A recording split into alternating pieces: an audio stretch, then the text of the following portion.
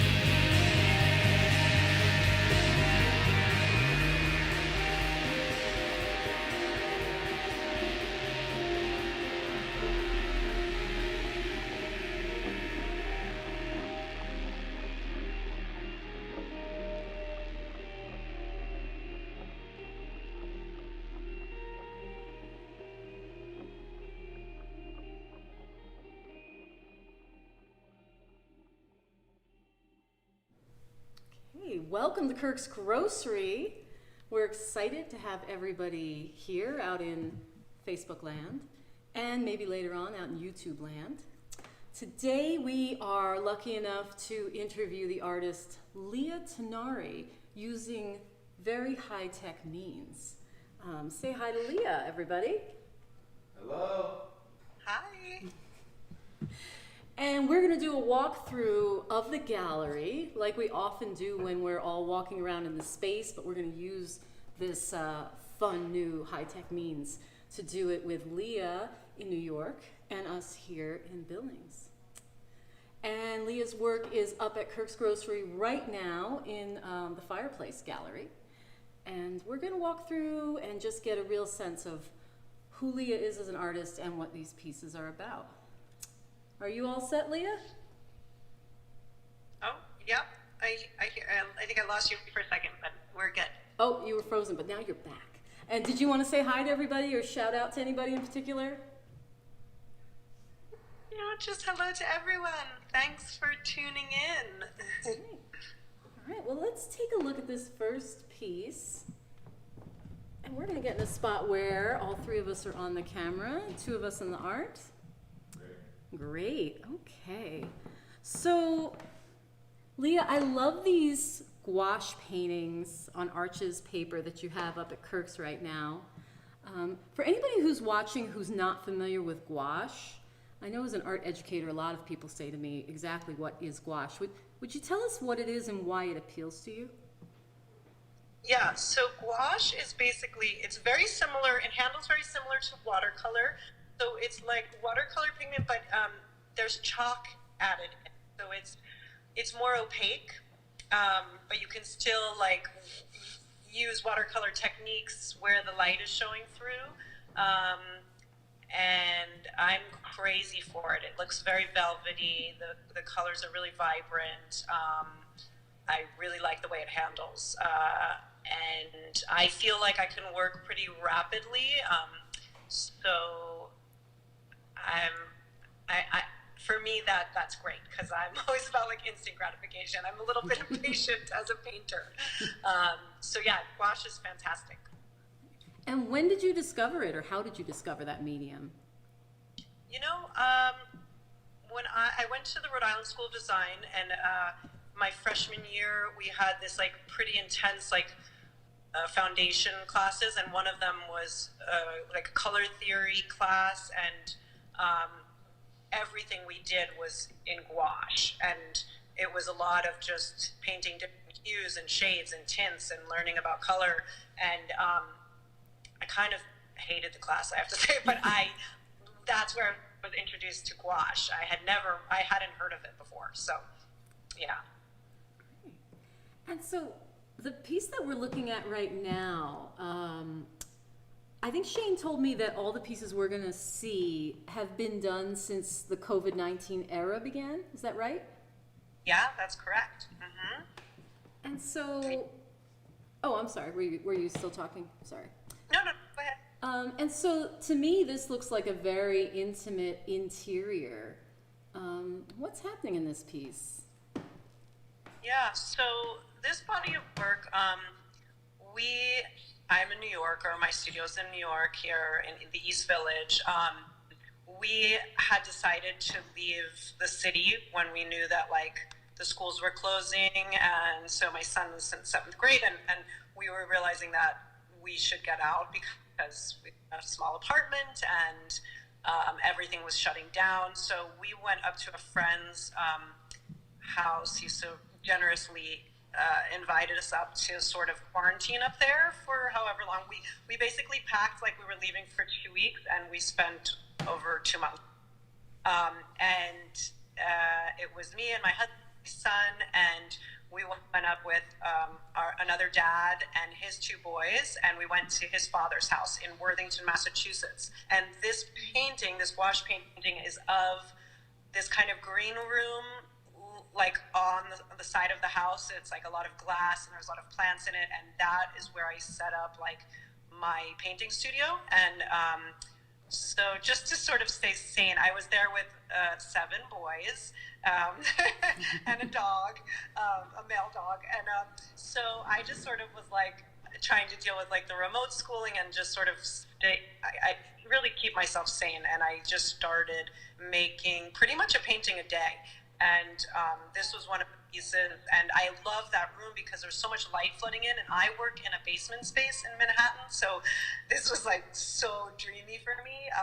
So I was, and like the walls are painted this weird kind of teal green, and then the couches are green, and then all the plants. So yeah, I was just excited to make this sort of like interior gouache painting, which I really don't make interior paintings at all. So it was really fun for me, a little bit of a challenge to sort of do this furniture and all this stuff. But yeah, and it wasn't, but I spent a lot of time in that room. So I'm really fond of that piece. So even though it's an interior, because of the windows, it also feels like a little bit of a landscape. Were you in the woods? Yeah, you're getting a lot of the outside inside. Yeah, I love seeing your technique on this because anyone who's been to Kirks may have seen Leah's pieces that were about this size that showed a swimming pool. And we saw like mothers and children in that swimming pool. And it had a feel of, I don't know if it is, but it had a feel of somewhere more like Southern California. And so I love how, through, your mastery of gouache, you've just given a total different sense of light and place here. Yeah. Thank you.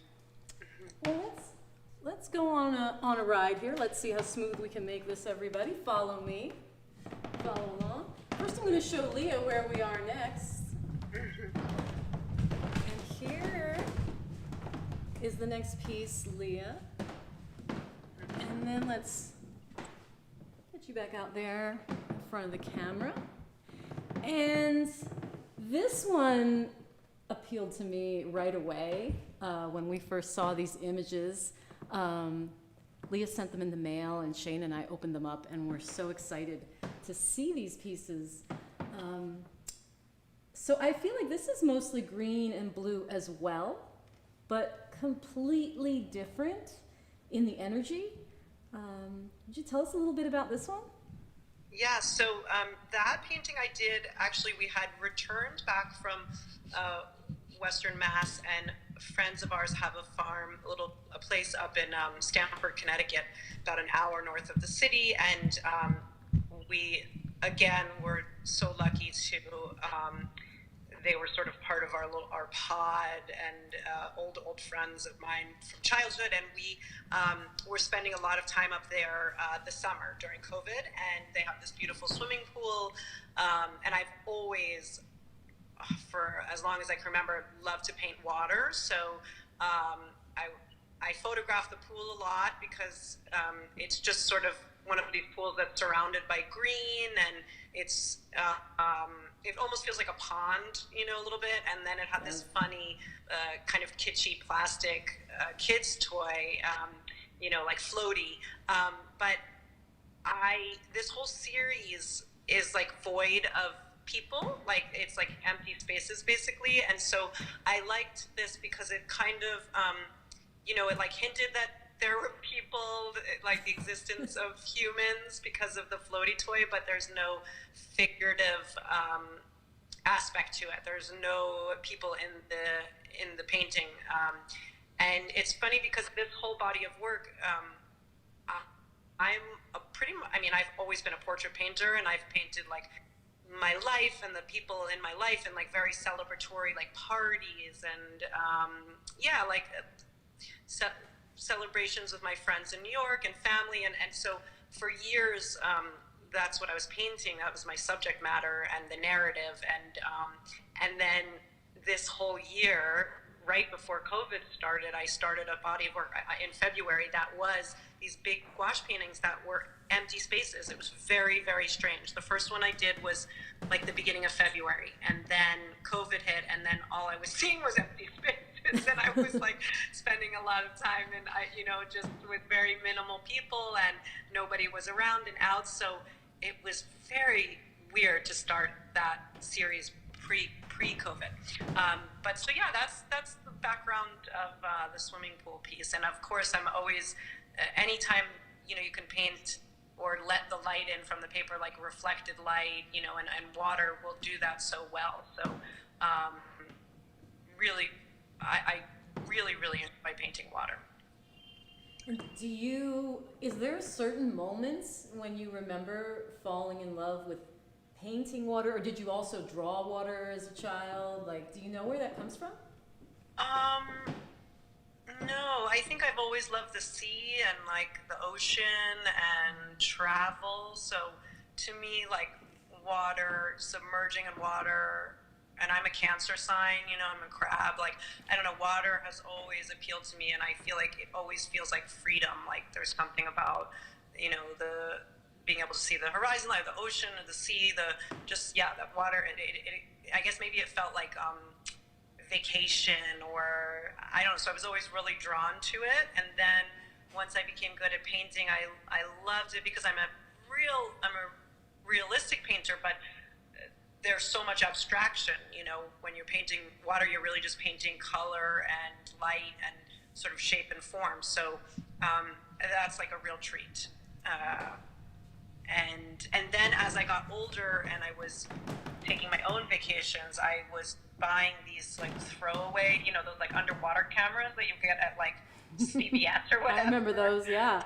Those shitty whatever, but I kind of loved it because, well, first of all, you never knew what you were going to get. It's not like you have like a GoPro where you can delete stuff, or it was like bringing film to get developed, right? Like you had no idea. It was like all those like weird happy accident, like you get the strangest photos back. And so I was shooting a lot of those underwater when we were on vacations, and I would get people swimming or like so and when I would get the film back, I was always like so excited because we just get these very strange distorted figures, with a lot of blue and underwater. So I did a lot of many series of underwater paintings. And that sounds so different. You're talking about all the movement and all the swimmers in the water, and you don't know what you're going to get. But then this piece here, like you said, devoid of people. Just that lonely, floating, kind of roadie looking float toy. Yeah. Why don't we come over here? You'll see what we have right next to it, which is this piece here. Now I'll let everybody else see that piece as well. Okay. And so this piece makes me feel a little nostalgic. I'm from New Jersey, and we do have recycling bins here, but they're not, you kind of have to make private arrangements. So I think this is really interesting that it's the juxtaposition of a recycling bin and just everything strewn about. Is this something that you saw one day, or did you kick it over in like a fit of rage? Or Yes, I did not. I didn't do that. Well, when we came back to New York, and I still kind of feel this way. I don't know. Maybe now it's starting to look different outside, but like it almost felt like New York was on like a trash strike. Like it was reminding me of like a trip we had taken a long time, like a while back, to Naples, Italy, where we had decided that there was just a huge trash. I mean, it just that there was trash everywhere. There wasn't a trash strike, but this is how when we got back after quarantining and we were here in the city, and a lot of things have been, shuttered and closed, and just garbage everywhere. A lot of people are moving out, so there's like all this furniture and trash. Like I was calling them like sanitation sculptures, and I was always like photographing everything. So I felt like every day I was walking down the street and it was just like piles of garbage everywhere, and I don't know, they were kind of like these little still lifes. So I was just shooting them, and that was one that was right near, because I recognized the stones, that was right outside of Tompkins Square Park, which we spend a lot of time in, Ann and I. And so I just, I was sort of capturing the sign of the times, I guess, what was happening in my neighborhood, because my work is sort of a visual diary, like a little, dialogue narrative between people, my art, and like a communications of like, me sort of reporting, I guess, what was happening. And I find it all very beautiful. I mean, like compositionally, it's pleasing,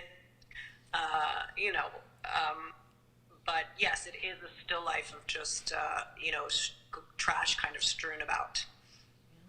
Yeah, that's interesting. Garbage still life. Yeah. Yeah. Wow.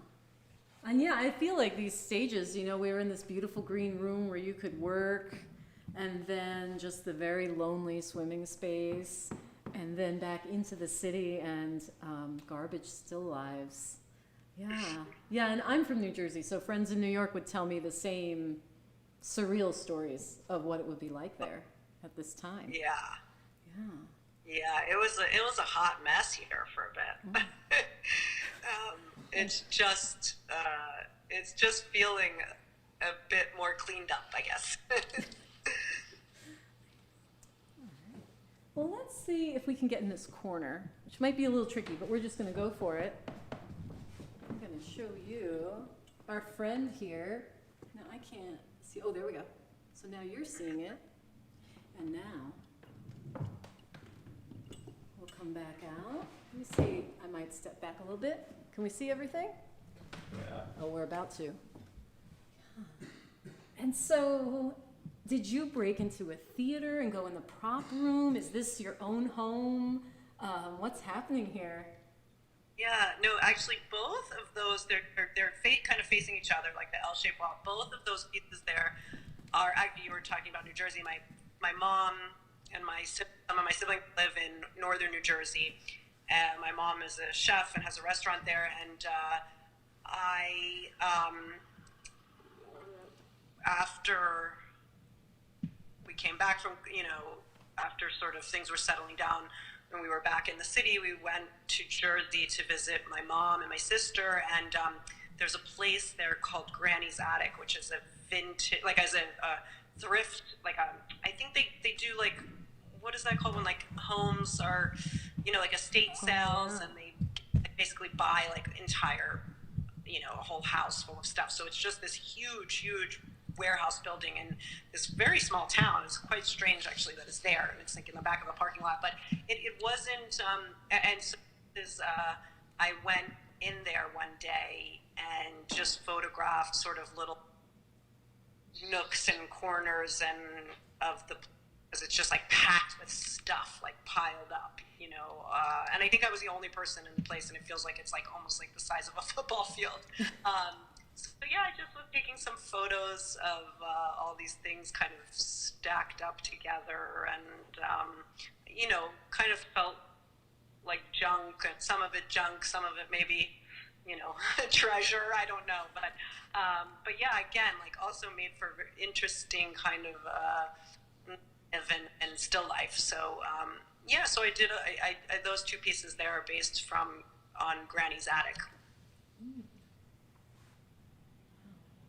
And I know with the second piece, with that kind of hot dog man,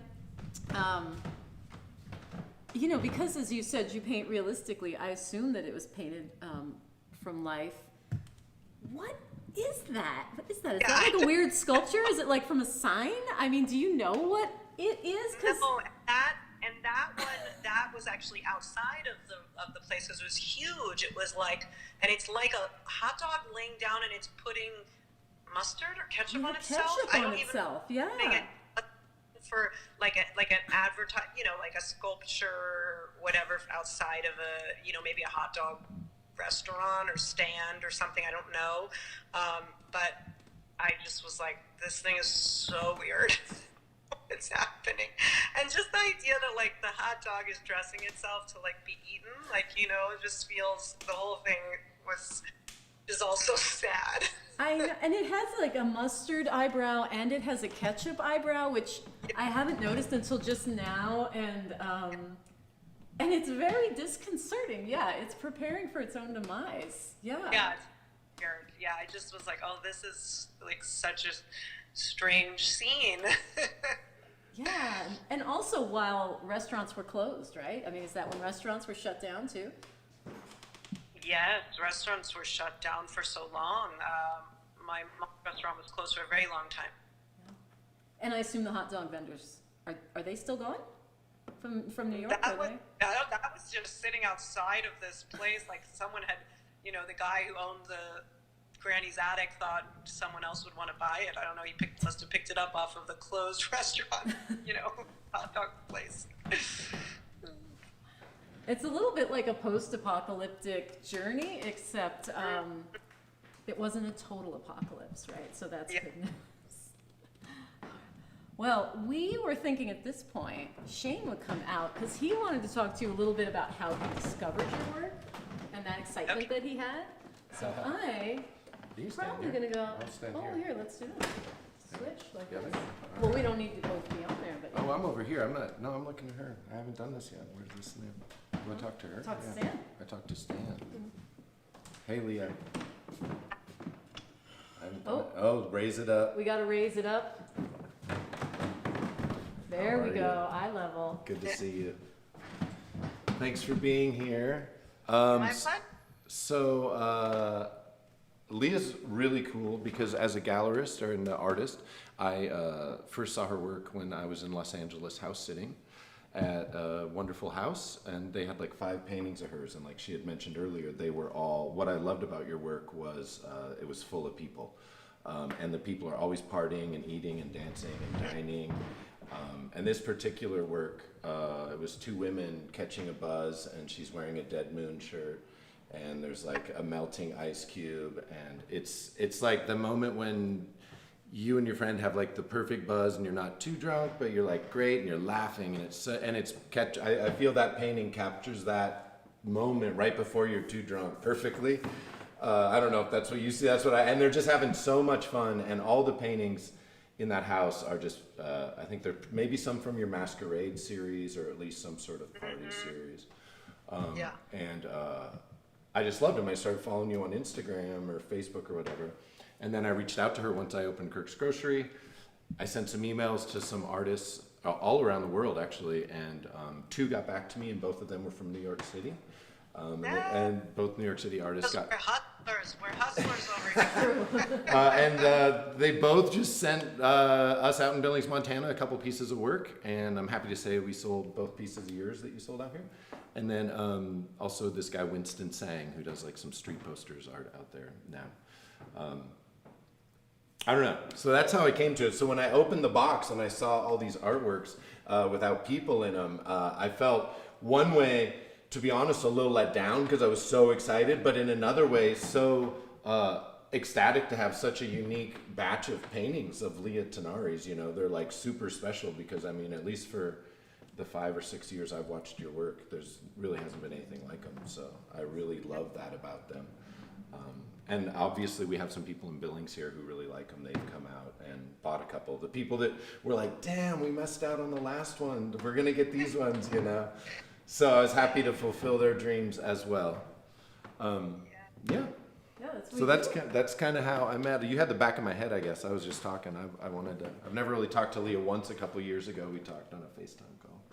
So let's continue on with the tour. We can continue on the tour, yeah. I don't know. Yeah, we can bring. I wasn't planning on talking too long. I just wanted to get in on the mix, and I'll stand over here and to give some banter. Oh, we'll have some banter. I'll banter about the pieces that you saw in the house. I don't think I was aware what paintings they were, and so it's cool to know what you saw that sparked the interest. Yeah, that piece. Have you seen those pieces in their setting? No. Oh, it's beautiful. The one, it's in this massive kitchen, and it's just amazing kitchen piece. Yeah. That one of those women drinking. Yeah. All right. Well, let's take a look at another piece without any people. Is it better for me to stand over here for this one? Yeah, that works. You could put Leah right there. Put Leah right over here. Hold on. See, I could have made a terrible dirty dancing joke, but I just didn't make it. I resisted. There we go. All right. Oh, but we didn't show Leah where we are. So now we're getting into the larger pieces. And here at Kirks Grocery, we are a gallery. The smaller pieces we just saw were $500 each. And the pieces that we're starting to look at now are $750 each.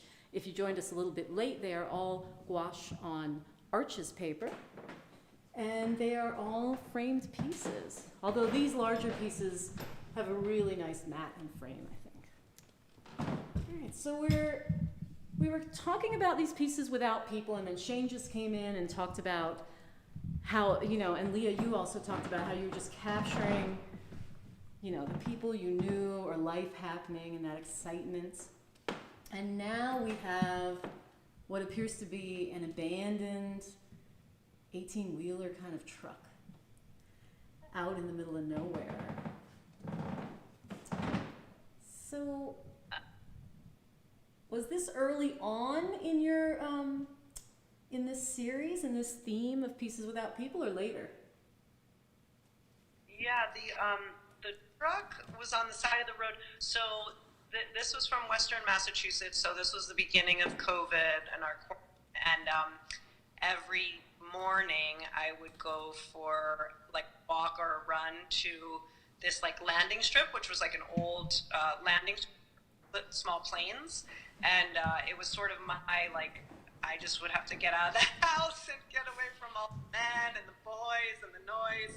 So I would go and I'd go for a run, and then I'd walk on the landing strip, and across the way was this truck. And I didn't always go at the same time of day, so it depended like on what was happening with the homeschooling and stuff like that, the remote schooling. But the shadows were always different, like the shadow that was inside the truck, depending where the sun was, and then the shadow that it would cast on the side of the field. So I started just photographing it, you know, this abandoned back of the truck, and I kept thinking, you know, I liked, you know, the shape that it was making and the shadow as well. So I felt like it felt architectural, and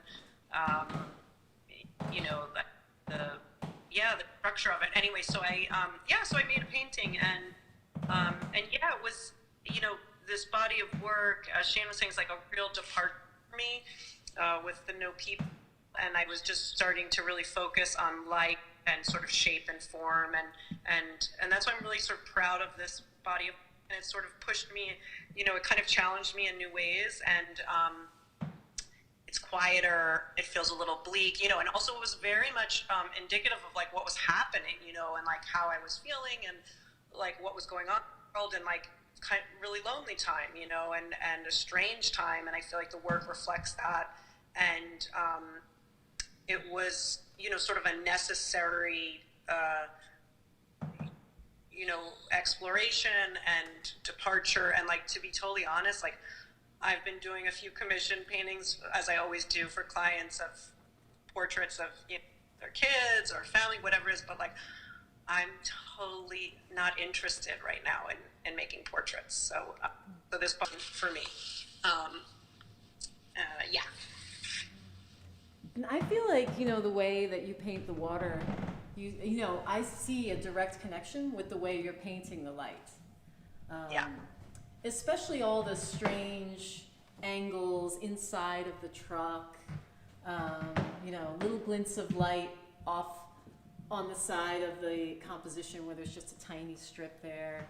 I feel like, you know, the way you're putting that together, even though it's sort of a dry piece without any water or anything, you know, the use of the highlights really reminds me of the water in your other pieces. Yeah.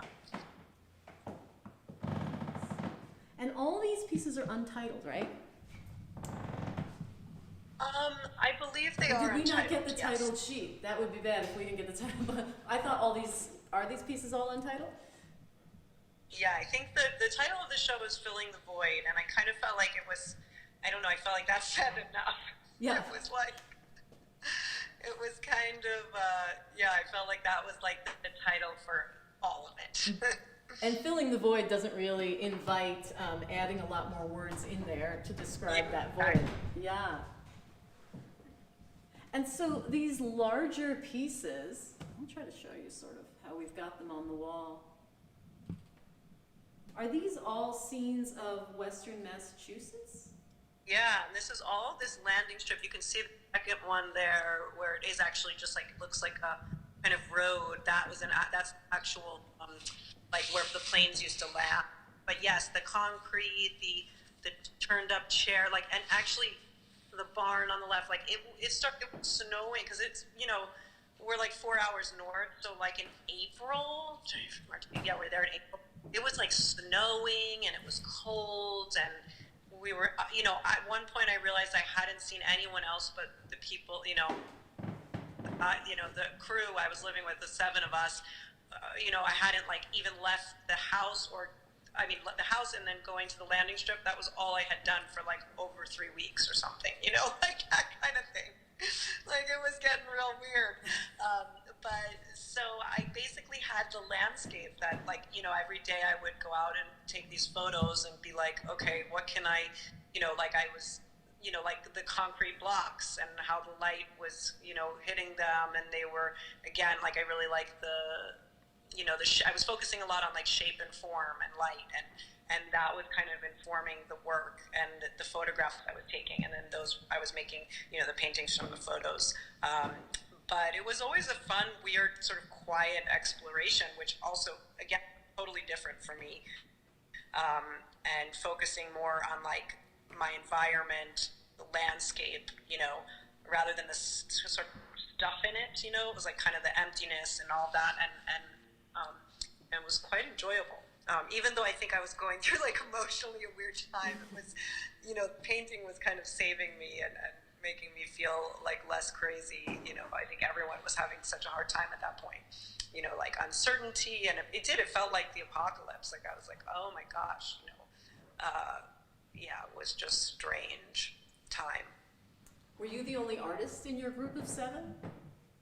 Well, my husband's a carpenter, and our other dad friend Robin, he's also a carpenter. They do everything. So they were like, they built a new deck off at the house. They built a sauna in the basement, wow. like an actual sauna, which was pretty awesome.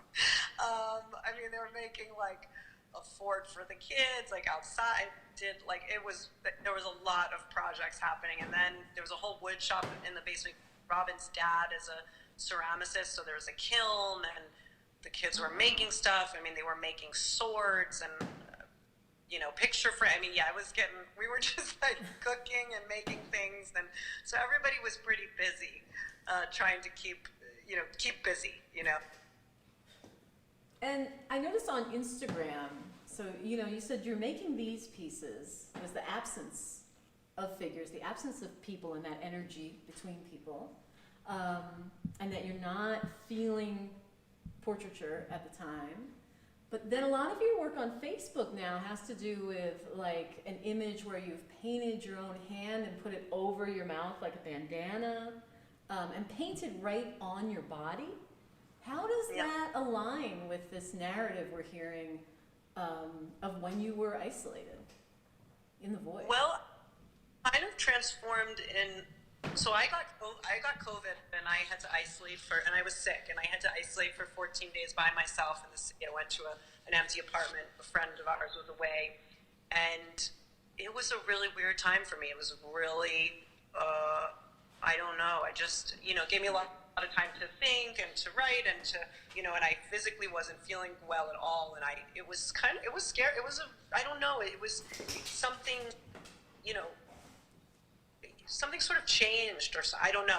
It definitely, when I got back home, it took a while for me to feel well, but I was also at home a lot, and I've been home with my son. He hadn't been in school for over a year, so remote, learning, and I had this whole idea of like, I've always made sort of art that feels feminist and other stuff, but like this idea, like, during these times where you're just sort of isolated and in your house and spending a lot of time sort of alone or with yourself, I was thinking about, how would I make art, as like this idea of like the homemaker using like what's at my fingertips, which is literally me, and like I was doing stuff with food and bread, and like everyone was like starting to learn how to bake bread, so I thought it was funny to like painted on some loaves of bread and crackers. I made earrings, so I started, but I've always been interested in kind of the surreal and the kind of like trompe l'oeil, like tricking of the eye, and because I'm a kind of realist painter, I can do stuff like that.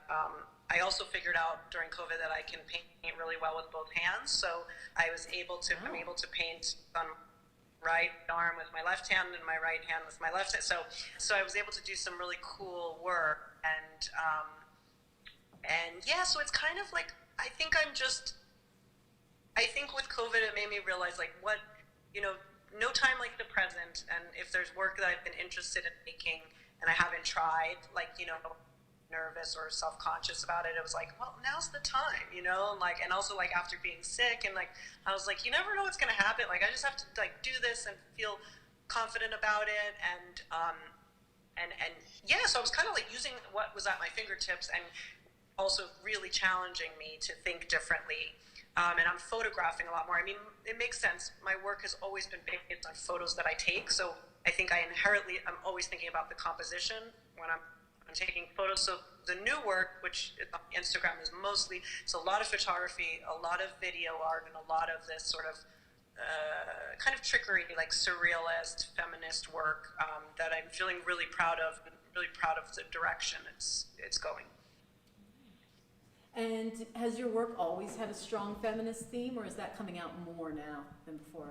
I'm coming out a little more now, but like, you know, a few years ago I made a book with Simon & Schuster called Limitless, and it's 24 remarkable American women of vision, grit, and gut, and that was based on women that kind of, as a girl growing up and adult, that had an impact on me, and why. And so I, you know, the whole handmade and stenciled all the letter, like the type in it, but also like the fact that I'm raising a boy, and I think that I think in America specifically, we have this thing about how we raise our boy. I think we can do a better job with raising our sons, and I felt like I wanted to make something for him, like to know that like he can look up to women, you know, can be his role model too. It doesn't have to be because he's a boy that he only can be, his idols or the people he looks up to can only be men.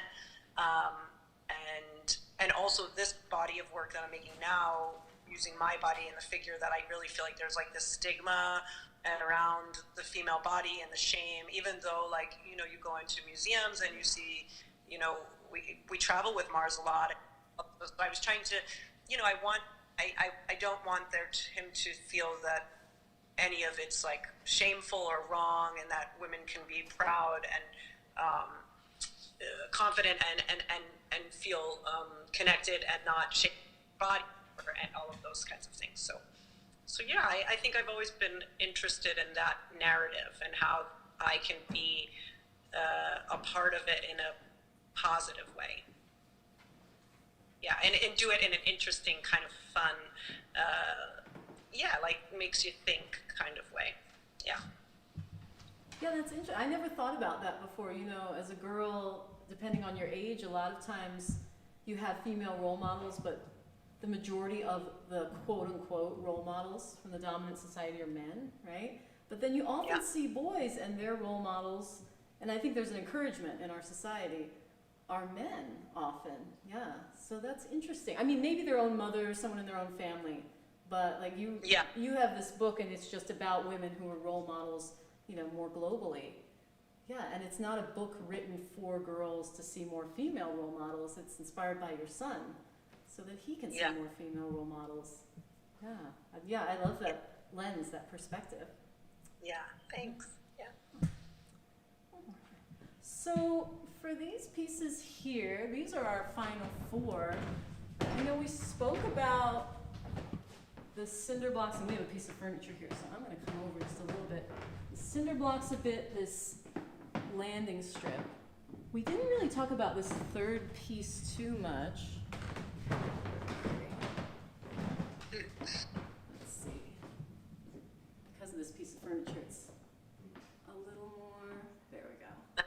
A gas tank, a plastic pink, like orange gas tank, and a plastic chair, right? Yeah. Stone wall. You said New England often has stone walls.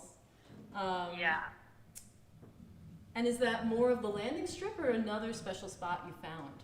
Yeah, that's not far from the landing strip, and it's kind of similar to the other sort of trash painting, but that one felt like kind of just so like, like given up on light, like, you know, it was just this plastic someone had like thrown out of their car on the side of the road, you know, it was like covered in, like kind of damp.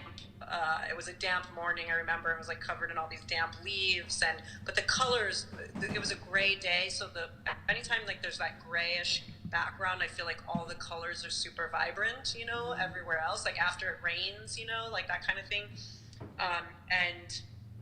So I just kept staring at this kind of like,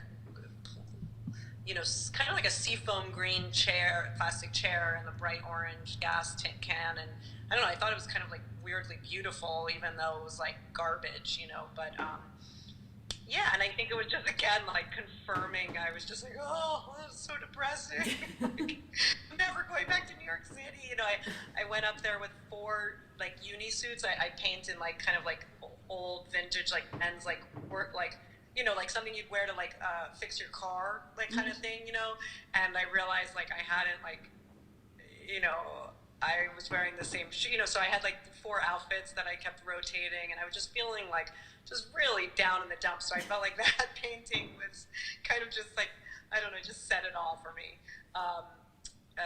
But even though I think actually it's quite beautiful, and the colors and the shape and form, but it was also kind of just, everything was feeling really bleak at that point in time in my head. Well, and the damp leaves are kind of reclaiming things too. So yeah, there's that momentum happening in this piece too. Well, I feel like we've come to the end of the work we were going to feature. Leah, is there anything that we didn't talk about that you'd like folks to know? I mean, here in Billings, we love having your work here. And for anyone who hasn't been to Leah's website, you'll see illustration, you'll see work on sneakers and partnerships with major companies like Uniqlo. There's a whole world of Leah Tinari. And we have this little slice for you that'll let you kind of open that window and go in deeper. Is there anything else you wanted to add, Leah? No, I think you covered it all. And I love having my work there. It's really great to be able to see it in the space and super psyched that, to be able to show this kind of body of work that feels like the beginning of something new for me, which, I'm really proud of. And I think it's an exciting moment, where I feel a shift happening. And I always think that's important as an artist. Like, we don't want to keep making the same stuff. I mean, I just can't. It would drive me crazy. But I think it's really important to evolve because, the world is evolving and we evolve. And I'm getting older and maturing. And I think that, it's important. Well, for me, who I feel like the work is so closely related to what's happening in my life at all times. It really is like a visual diary that and dialogue, how I connect to people and the world and how I have a voice. And so it's really important for the work to feel, that it's reflecting what's going on in life and in my brain. And so this was exciting to be able to have this body of work being shown. Well, I think I'm going to switch out with Shane in case he wants to tell our audience about anything coming up at Kirks. Actually, don't have any live stream scheduled. This could be the last live stream. This might be our last live stream for a while. For the summer, I don't know. We're going out with a splash, yeah. Well, I bet we'll do another one on the for the next show. We'll do one for Gordon McConnell's show, but that won't be for. I don't have it scheduled yet. This show is actually up for another till till May 22nd. So if you're out there listening, please come in, check it out in person. All the work's for sale online at kirksgrocery.com. You can follow Leah Tinari on Instagram. It's a great thing to see every day. There's a few people I'm always happy to see. I'm always happy to see her work. I'm gonna go stop the stream, but would you take 5 more minutes and I'll walk you through the front gallery and you can see the other artists? Yeah. But I'm gonna just go in here and stop this stream here. Okay. Well, thanks again, everybody. It's always super fun to do a Kirks live stream. And if you're in Montana, enjoy the sunshine. Is the sun up in New York? The sun is down in New York, so it must be like 9:30. Yeah, it's dark. Well, hold on to the sun if you're in Montana or California because the evening's approaching.